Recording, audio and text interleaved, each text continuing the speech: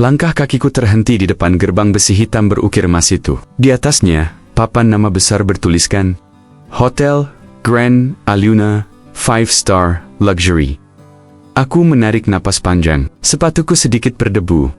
Kemeja putihku sudah mulai memudar warnanya. Dan celana hitam ini pernah dipakai entah berapa kali, tanpa diganti baru. Tapi hari ini aku resmi bekerja di tempat ini. Raka, suara pria di pos satpam memecah lamunanku. Aku tersenyum gugup. Iya pak. Raka? Oh baru? Satpam itu mengangguk, memeriksa daftar, lalu mempersilakan masuk. Begitu aku melangkah melewati gerbang, dunia seakan berubah. Lantai marmer berkilau, taman dengan air mancur menjulang, dan mobil-mobil mewah berjajar seperti pameran. Rasanya seperti masuk ke surga yang hanya bisa kulihat di televisi. Pintu kaca otomatis terbuka, dan udara sejuk langsung menyentuh wajahku. Aroma bunga segar bercampur wangi parfum mahal memenuhi ruangan. Di lobi, lampu gantung kristal raksasa bergantung di tengah langit-langit tinggi. Meja resepsionis berlapis marmer putih mengkilap. Aku berdiri terpaku, seperti bocah kecil di museum. Kamu karyawan baru kan? Suara itu datang dari seorang pria berbadan kekar dengan seragam OB. Di dadanya tertera nama, Yanto. Iya, aku Raka, jawabku sambil mengangguk. Wah, selamat datang. Ayo, ikut aku. Nanti aku tunjukin tempat ganti baju dan area kerja kita. Aku mengikuti Yanto melewati koridor panjang. Sepanjang jalan, beberapa pegawai menatapku dari ujung kepala sampai kaki. Ada yang tersenyum tipis, ada yang mengerling. Aku pura-pura tidak melihat. Di ruang ganti, Yanto menyerahkan seragam hotel, kemeja putih, celana hitam, dan rompi coklat dengan logo Grand Aluna di dada. Ayo ganti, biar lusuhnya hilang, katanya sambil bercanda ringan. Aku tertawa kecil, walau hatiku agak perih. Setelah berganti, aku menatap diriku di cermin. Wajahku tetap sama, tapi seragam ini memberiku rasa percaya diri baru. Walau masih ada bekas jahitan di rompi yang sedikit robek di bagian dalam, setidaknya sekarang aku terlihat seperti bagian dari hotel ini. Yanto memberiku daftar tugas, mengepel lantai lobi, membersihkan kaca pintu, dan merapikan kursi di area lounge. Aku bekerja dengan hati-hati, takut membuat kesalahan. Saat mengepel dekat meja resepsionis, aku sempat menoleh ke arah seorang wanita cantik bergaun biru yang sedang check-in. Tatapannya singkat, lalu beralih ke ponselnya. Raka, hati-hati, Yanto berseru ketika pelku hampir mengenai koper tamu. Oh iya, maaf, aku tersenyum malu, lalu kembali fokus. Sore itu, aku diminta membawa nampan berisi segelas air mineral untuk tamu, VIP. Tanganku sedikit gemetar. Begitu menyerahkan ke meja, gelas itu sedikit miring dan airnya tumpah ke alas meja. Tamu itu tidak marah, hanya tersenyum tipis. Aku melihat dari kejauhan, seorang pria berkacamata yang nanti ku kenal sebagai Pak Dimas. Manajer hotel menatapku lama, seperti sedang menilai sesuatu. Jantungku berdegup cepat. Semoga dia tidak menandai namaku, pikirku. Pekerjaan pertamaku hari itu selesai menjelang senja. Dari balkon kecil khusus staf, aku memandang cahaya lampu hotel yang mulai menyala. Bangunan ini terlihat seperti istana. Apa aku bisa bertahan di sini? Tanyaku dalam hati. Yanto datang, membawa 2 gelas teh manis hangat. Tenang aja Raka. Semua orang punya hari pertama yang bikin grogi. Besok juga terbiasa. Aku tersenyum. Semoga saja, tapi jauh di dalam, ada perasaan aneh. Seperti hotel ini menyimpan sesuatu yang entah kenapa terasa sangat dekat denganku. Pagi itu, aku datang lebih awal. Udara masih sejuk.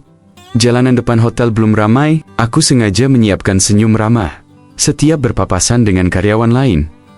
Awalnya, semua membalas. Ada yang menyapa singkat, ada yang hanya mengangguk. Tapi, entah kenapa, ketika aku melintas di depan pantry, karyawan bisik-bisik pelan terdengar. Aku pura-pura tidak dengar. Padahal telingaku menangkap kata lusuh di antara tawa kecil mereka. Hari ini tugasku membersihkan area lobi. Berbeda dengan kemarin, yang penuh sapaan hangat. Kali ini, Resepsionis hanya melirik sebentar, lalu kembali sibuk dengan komputernya. Aku merapikan kursi lounge sambil mendengar langkah sepatu hak tinggi dari arah belakang. Seorang supervisor wanita, Bu Ratna, lewat sambil membawa berkas. Dia tidak menyapa, hanya menatap seragamku dari atas sampai bawah, lalu beralih pergi. Senyumku mulai pudar, tapi aku berusaha tetap bekerja seperti biasa. Saat istirahat, aku duduk di kantin staf. Banyak meja kosong, tapi anehnya, semua orang memilih duduk jauh dariku. Yanto datang sambil membawa 2 piring nasi goreng. "Aku pesenin buat kamu," katanya sambil duduk. Aku tersenyum lega. "Terima kasih, Yan. Kok rasanya hari ini semua orang agak beda ya?" Yanto hanya mengangkat bahu. "Ah, udah biasa. Di sini, orang cepat menilai dari tampang. Sabar aja, nanti mereka tahu sendiri." Aku mengangguk, meski hatiku tetap terasa berat. Sore itu, aku diminta membantu staf memindahkan kursi ke ruang pertemuan. Saat mendorong troli, salah satu kursi tersenggol pintu dan mengeluarkan bunyi keras. Tak sampai rusak, tapi cukup membuat beberapa staf menoleh. "Aduh, hati-hati mas," kata salah satu staf pria dengan nada setengah bercanda, tapi menyindir. Aku minta maaf sambil menunduk. Dalam hati, aku mulai merasa seolah-olah semua mata mencari kesalahanku. Menjelang sore, aku melihat Pak Dimas di lobi, berbicara dengan seorang tamu penting. Saat tamu itu pergi, tatapannya tertuju padaku. Bukan tatapan ramah, tapi seperti seseorang yang mengukur apakah aku pantas ada di sini. Dia tidak berkata apa-apa, hanya berbalik dan melangkah pergi. Tapi entah kenapa, tatapan itu menempel di pikiranku sampai aku pulang. Malamnya, aku duduk di kasur tipis di kontrakan. Bunyi motor lewat terdengar dari luar jendela. Aku memandangi seragamku yang tergantung di belakang pintu.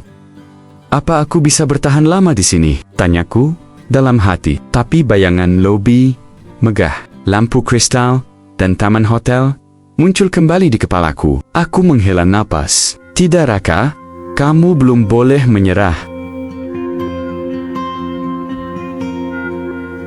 Pagi itu aku dipanggil ke pantry VIP oleh Bu Ratna. "Raka, kamu diminta bantu di lounge tamu pagi ini. Ada acara sarapan khusus." Jantungku sedikit berdebar. Biasanya area VIP bukan tugas OB baru sepertiku. Tapi aku mengangguk. Masuk lounge, aroma kopi mahal dan roti panggang menyambut. Maha disusun rapi, gelas-gelas kristal berkilau di bawah sinar matahari. Aku berdiri sejenak, terpukau oleh keindahannya. Seorang tamu meminta air putih. Aku mengambil gelas kristal dari rak kaca. Shot berbelek. Kakiku tersandung sedikit pada ujung karpet. Gelas itu miring di tanganku, nyaris terlepas. "Ra, hati-hati," suara Yanto terdengar dari sudut ruangan. Aku berhasil menahan gelas itu sebelum jatuh. Nafasku memburu. Beberapa tamu melirik. Beberapa hanya tersenyum tipis.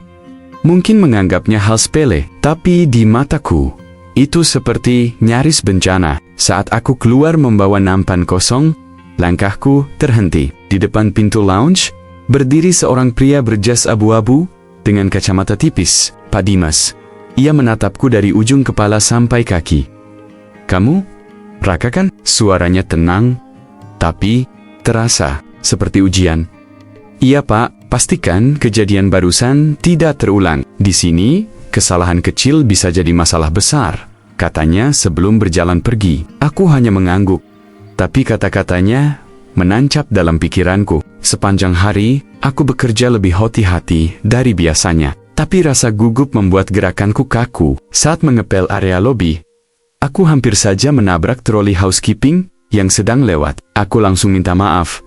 Tapi beberapa staf di sekitar tersenyum kecil, seolah menahan komentar. Aku mulai merasa setiap langkahku diawasi, meski mungkin itu hanya perasaanku sendiri. Menjelang sore, aku membantu Yanto menyimpan peralatan di gudang staf. "Kamu kelihatan tegang hari ini," kata Yanto sambil merapikan ember. "Pak Dimas tadi mengingatkan soal kejadian di lounge. Kayaknya dia nggak percaya aku bisa kerja di sini."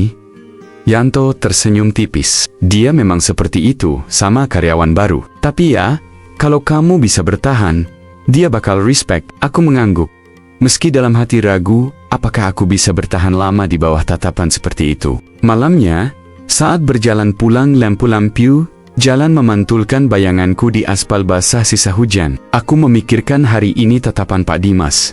Hampir jatuhnya gelas kristal, dan rasa canggung yang menempel seperti noda. Tapi, di balik semua, itu ada bagian kecil dari diriku yang berkata, "Bertahanlah Raka, mungkin kamu di sini bukan tanpa alasan." Pagi itu, aku kembali mulai hari dengan tugas rutin membersihkan koridor dan ruang pertemuan utama. Langkahku terhitung rapi, menjaga agar lantai marmer berkilau sempurna. Di sudut ruangan, vas bunga besar berisi bunga anggrek putih berdiri. Megah, aku sering memandangnya, mengagumi keindahannya, tapi juga merasa agak takut mendekat. Harganya yang ratusan juta bukan hal main-main. Tiba-tiba, staf banquet datang membawa tumpukan kursi dan meja untuk persiapan acara besar. Mereka berjalan tergesa, menabrak troli yang aku dorong. Troli itu bergeser ke arah vas bunga. Aku berusaha menahan troli, tapi tanganku terpeleset. Bunga besar itu jatuh, pecah berkeping-keping di lantai marmer yang mengkilat. Suara pecahan itu menggema di ruangan, membuat semua orang berhenti dan menatap ke arahku. Suara muram dan bisik-bisik mulai terdengar. "Lihat, obi itu bodoh sekali. Bisa-bisanya sampai pecah barang mahal." Aku menunduk, hati seperti hancur. Tapi yang lebih membuatku terkejut adalah tatapan Pak Dimas yang menusuk dari kejauhan. Dia tak berkata apa-apa, tapi matanya berbicara banyak. Aku dipanggil ke kantor manajer. Ruangan kecil itu terasa panas dan sesak. Manajer hotel, Bu Sari, duduk dengan sikap tegas. "Raka, kamu harus bertanggung jawab atas vas bunga itu. Ini kerugian besar bagi hotel," katanya dingin. Aku pelan, tak tahu harus berkata apa. "Mulai sekarang, kamu harus ekstra hati-hati dan jangan sampai ada kesalahan lagi." Setelah keluar dari kantor, aku bertemu Yanto di pantry. "Kamu nggak sendirian, Raka. Aku tahu ini berat, tapi jangan biarkan mereka menjatuhkanmu," katanya dengan suara tegas. Aku menghela napas panjang. "Terima kasih, Yan. Aku butuh dukungan seperti ini." Saat malam tiba, aku duduk termenung di kontrakan. Pecahan vas bunga di pikiran, dan tatapan tajam Pak Dimas terus membayang. Namun, dalam keheningan malam, aku berjanji pada diri sendiri, ini bukan akhir. Ini justru awal perjuangan. Aku harus buktikan siapa aku sebenarnya. Hari itu, aku bangun lebih pagi dari biasanya. Vas bunga yang pecah masih terbayang jelas di pikiranku. Aku harus bekerja lebih keras agar tidak lagi menjadi beban di hotel ini. Dengan seragam yang sudah sedikit kusut, aku melangkah ke lobi hotel, bertekad untuk menunjukkan kalau aku lebih dari sekadar ob biasa. Manajer Bu Sari memberiku tugas baru mengatur kebersihan ruang dan membantu staf banquet persiapan acara besar. Ini bukan pekerjaan mudah, apalagi dengan pengawasan ketat dari Pak Dimas yang seolah selalu siap mengawasi setiap gerakanku. Setiap kali aku melakukan kesalahan kecil, suaranya dalam kepalaku berubah menjadi keraguan dan takut. Tapi, atasi dengan fokus dan tekad. Di balik senyum ramahku kepada tamu dan karyawan lain, ada perjuangan yang tak terlihat. Aku harus melangkah pelan, agar tak menarik perhatian yang bisa membuatku dijatuhkan. Ketika malam tiba, dan aku pulang ke kontrakan kecil, rasa lelah dan sepi sering datang menggulung. Namun aku berbisik dalam hati, ini semua demi masa depan yang lebih baik. Yanto tetap menjadi teman dan pendukung setiaku. "Kamu sudah jauh lebih baik, Raka. Jangan pedulikan kata-kata mereka yang meremehkan," katanya suatu sore saat kami berbincang di pantry staff. Aku mengangguk, merasa sedikit lebih kuat karena ada yang percaya padaku. Meski sering menatapku dengan tajam, aku mulai menangkap sesuatu yang berbeda dari Pak Dimas. Kadang, dia mengamati tanpa berkata apa-apa. Kadang memberi arahan yang agak lembut dibanding sebelumnya. Aku bertanya-tanya, apakah dia benar-benar ingin melihat aku gagal? Atau justru ada sesuatu yang lebih dalam di balik sikapnya? Sebelum tidur, aku sering bermimpi tentang masa lalu yang samar sebuah tanda lahir di leher. Suara seseorang memanggil namaku, dan hotel megah yang terasa seperti rumah. Aku tak mengerti arti mimpi itu, tapi aku yakin itu ada hubungannya. Pagi itu, aku diberi tugas baru yang lebih berat dari sebelumnya. Mengawasi persiapan acara ulang tahun hotel. Tugas ini membuatku harus berinteraksi dengan banyak orang, dari petugas kebersihan hingga manajemen atas. Rasa gugup dan cemas menghantuiku, tapi aku bertekad untuk tidak mengulang kesalahan sebelumnya. Saat aku melangkah membawa perlengkapan, beberapa pegawai senior mulai melempar tatapan sinis dan bisik-bisik yang menusuk hati. Mereka meremehkanku, menganggap aku bukan siapa-siapa. Tapi aku mencoba mengabaikan mereka, fokus pada pekerjaanku dan berusaha tampil profesional. Ketika memasang dekorasi, aku tanpa sengaja menjatuhkan sebuah gelas kristal. Suasana langsung tegang, semua mata tertuju padaku. Aku tahu ini bisa jadi bencana, tapi aku berusaha cepat membersihkan dan meminta maaf. Di saat-saat seperti ini, aku sering teringat kata-kata Yanto dan mimpi tentang tanda lahir di leherku. Raka, kamu lebih dari apa yang mereka lihat, kata Yanto suatu hari. Aku menguatkan diri, berjanji untuk tetap maju, walau dunia terasa berputar menentangku. Saat aku sedang sendirian di ruang staf, Pak, Dimas datang mendekat dan berkata, Raka, aku tahu ini sulit, tapi jangan menyerah. Aku melihat ada sesuatu dalam dirimu. Kata-kata itu mengejutkanku. Aku mulai merasa ada harapan tersembunyi di balik tatapannya yang selama ini tajam. Di kontrakanku, aku menatap langit-langit kamar sambil menulis di buku catatan kecil. Aku menuliskan semua mimpi dan tujuan yang ingin aku capai. Walau perjuangan berat, aku yakin suatu hari nanti semua akan berubah. Aku hanya perlu bertahan dan terus melangkah. Sejak aku mulai mengambil tanggung jawab lebih besar, tekanan datang silih berganti. Tugas-tugas yang makin kompleks, tatapan sinis dari rekan kerja, dan desakan manajer yang semakin ketat. Setiap langkah terasa seperti berjalan di atas tali yang rapuh. Harus hati-hati supaya tak jatuh dan gagal. Aku yang dianggap hanya oblusu makin merebak. Mereka mempertanyakan kelayakanku bekerja di hotel mewah ini. Aku sadar, bukan hanya pekerjaanku yang diuji, tapi juga reputasiku sebagai pribadi. Suatu hari, aku diminta mengawasi persiapan tamu VIP yang sangat penting. Semua perhatian tertuju padaku. Aku melakukan yang terbaik, namun sebuah kejadian tak terduga membuat segalanya berantakan. Aku hampir kehilangan harapan. Dalam keputusasaan, aku teringat kembali mimpi tentang tanda lahir di leherku dan kata-kata Yanto yang selalu memberiku semangat. Aku sadar, aku tak boleh menyerah. Aku harus terus berjuang demi masa depan yang kuimpikan. Pak Dimas kembali memberiku dorongan, memberikan tips dan nasihat yang sangat membantuku melewati ujian ini. Aku mulai melihat sisi lain dari Pak Dimas, bukan hanya seorang manajer yang keras, tapi juga sosok yang peduli. Meski badai menghadang, aku bertekad untuk tetap bertahan dan memperbaiki kesalahan. Aku tahu, perjuanganku belum selesai, tapi aku yakin, setiap usaha pasti ada hasilnya. Hari itu, aku telah bekerja keras mempersiapkan acara ulang tahun hotel yang ke-19. Semua mata tertuju padaku. Aku ingin membuktikan bahwa aku layak dan pantas berada di sini. Namun, sebuah kesalahan kecil terjadi. Aku tak sengaja memecahkan vas bunga mewah yang bernilai ratusan juta rupiah. Suasana langsung berubah menjadi tegang dan penuh kecurigaan. Para pegawai mulai bersuara. Bahkan, beberapa mulai mencibir dan mempertanyakan kelayakanku. Manajer Busari memperlihatkan ekspresi kecewa dan marah, seolah aku tak pantas berada di hotel ini. Aku merasa dunia seperti runtuh di depanku. Semua usaha dan harapan seakan sia-sia. Aku merasa semakin terpojok. Tidak ada yang mendukung. Bahkan, Yanto pun terlihat cemas dan ragu. Aku mulai mempertanyakan semua yang selama ini kujalani. Dalam kesunyian kontrakan, aku bertanya pada diri sendiri, apakah aku harus menyerah dan pergi?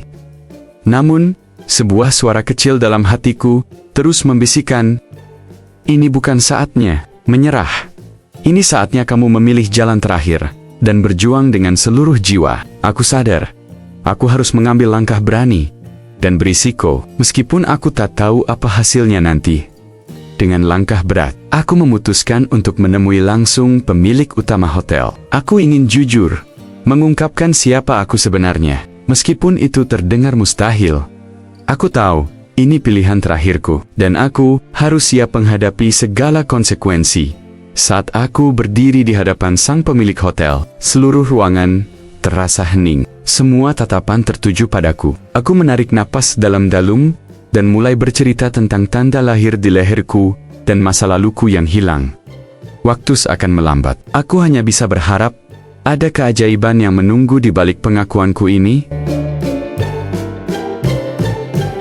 Setelah pengakuanku di hadapan pemilik hotel, aku berharap ada secerca harapan baru. Namun, berita itu cepat tersebar ke seluruh hotel, seperti angin topan.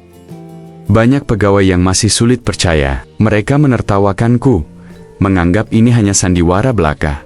Di lorong hotel, beberapa staf senior berbisik dan tertawa kecil ketika aku lewat. Manajer Busari menunjukkan keraguan dan skeptis. Mereka menganggap aku berbohong, bahkan memintaku membuktikan klaim itu. Aku merasa sendiri, meski dikelilingi banyak orang. Semua yang dulu menejek kini bertindak, seolah aku hanya pengganggu. Dalam hati aku berjuang melawan rasa putus asa dan mempertahankan keyakinanku. Untungnya, ada beberapa orang yang mulai mendekat dan menunjukkan simpati. Yanto tetap setia mendukungku, begitu juga beberapa staf muda lainnya. Mereka memberiku semangat agar aku tak goyah. Pemilik hotel meminta aku menjalani serangkaian tes dan pemeriksaan untuk membuktikan identitasku. Aku menyambutnya sebagai tantangan. Walau itu menambah beban, aku bertekad membuktikan siapa aku sebenarnya. Tidak hanya untuk diriku, tapi juga untuk masa depan hotel. Setelah tes dan pengujian, masih banyak karyawan yang ragu dan terus memandang sinis. Tapi aku percaya, perlahan kebenaran akan terungkap. Aku hanya perlu bersabar dan terus berjuang demi membuktikan diriku. Setelah semua keraguan dan ujian yang melelahkan, aku merasa seperti berdiri di ujung tebing. Tapi, aku tahu, ini adalah titik terakhir sebelum aku bisa terbang lebih tinggi. Aku menarik napas panjang, menguatkan diri, dan bersumpah tidak akan menyerah, meskipun dunia seakan menentangku. Pemilik hotel memberi kesempatan terakhir. Aku harus memimpin persiapan acara besar yang akan menentukan reputasi hotel. Aku menerima tantangan itu dengan penuh semangat dan tanggung jawab, membuktikan bahwa aku bukan hanya seorang ob biasa. Di tengah persiapan, berbagai masalah muncul, mulai dari staf yang meremehkan, keterbatasan sumber daya, hingga waktu yang mepet. Namun aku tak gentar. Dengan tekad baja, aku mengatur semuanya dengan cermat dan bekerja ekstra keras. Melihat semangat dan kerja kerasku, beberapa rekan staf mulai berubah sikap, memberikan dukungan, dan Yanto selalu ada di sisiku, menyemangati dan membantuku melewati setiap rintangan. Malam acara tiba. Aku berada di puncak ketegangan. Semua tamu VIP datang dengan harapan tinggi. Aku memastikan setiap detail berjalan sempurna. Walau jantungku berdebar kencang, acara berjalan lancar tanpa hambatan berarti. Puji-pujian datang dari pemilik hotel dan para tamu. Aku merasa air mata haru mengalir. Bukan karena lelah, tapi karena semua perjuanganku akhirnya membuahkan hasil. Pemilik hotel datang menghampiriku, memberikan ucapan selamat, dan mengakui kerja keras serta ketulusanku. Aku merasa bangga, bukan hanya karena diakui, tapi karena aku sudah mampu membuktikan siapa diriku sebenarnya. Aku tahu, ini bukan akhir perjalanan, tapi awal dari sebuah babak baru. Aku siap melangkah dengan kepala tegak, membawa harapan dan mimpi yang dulu hanya menjadi bayangan. Malam, acara besar selesai. Hotel penuh dengan pujian. Aku mulai merasakan perubahan perlakuan dari sebagian staf yang dulu meragukan. Ada yang mulai tersenyum saat aku lewat. Bahkan beberapa yang sempat meremehkan, kini memberi salam hormat. Busari memanggilku ke ruangannya. Awalnya, aku takut. Tapi dia justru mengucapkan selamat dan meminta maaf atas sikapnya selama ini. Aku terkejut dan menerima permintaan maaf itu dengan lapang dada. Memberi kesempatan untuk memulai hubungan kerja yang baru, pemilik hotel mengadakan pertemuan seluruh staf dengan wajah serius namun penuh harapan. Beliau mengumumkan bahwa aku adalah pewaris tunggal Hotel Grand Aluna. Semua staf terdiam, tak percaya. Namun, pemilik hotel menunjukkan bukti-bukti yang tak terbantahkan. Mereka yang dulu mencibir, kini terkejut dan bingung. Beberapa mencoba mendekat. Beberapa lainnya masih menyimpan rasa cemburu dan penyesalan. Tapi aku memilih untuk memaafkan dan fokus membangun masa depan bersama. Hari-hari berikutnya, suasana hotel berubah. Aku mulai mengenakan pakaian rapi, penampilan lebih percaya diri. Staf yang dulu menolak, kini ikut bekerja sama dan menunjukkan rasa hormat yang tulus. Tianto dan beberapa staf muda tetap setia mendukungku, membantu aku beradaptasi dengan peran baruku. Aku merasa beruntung punya mereka, sahabat sejati di tengah badai. Aku mulai mengambil keputusan penting untuk meningkatkan kualitas hotel. Mendengar masukan dari semua pihak tanpa memandang status, aku yakin dengan kerjasama, hotel ini akan semakin berjaya. Aku berdiri di lobi Grand Aluna, menatap cahaya matahari yang menyinari marmer putih dan tanaman hijau yang rindang. Perjalanan ini mengajarkanku bahwa kesabaran dan ketulusan adalah kunci meraih impian. Meski dunia kadang tak adil, aku teringat saat aku masih mengenakan pakaian lusuh, diejek dan dipandang sebelah mata. Namun aku percaya, nilai diri bukan diukur dari penampilan, tapi dari hati dan perjuangan. Aku memilih untuk memaafkan mereka yang dulu mencibir dan meremehkan. Karena dendam hanya akan menghambat langkahku. Sebaliknya, aku mengajak semua staf untuk bekerja bersama, membangun hotel ini menjadi tempat terbaik. Kini, aku bukan hanya pewaris hotel, tapi juga simbol harapan bagi siapapun yang berjuang dari bawah. Aku bertekad menjadikan Grand Aluna bukan sekadar hotel mewah, tapi rumah bagi semua yang ingin bermimpi. Di akhir hari, aku tersenyum penuh syukur, karena aku tahu, cerita hidupku bukan hanya tentang keberuntungan, tapi tentang keberanian untuk terus berusaha dan tidak menyerah.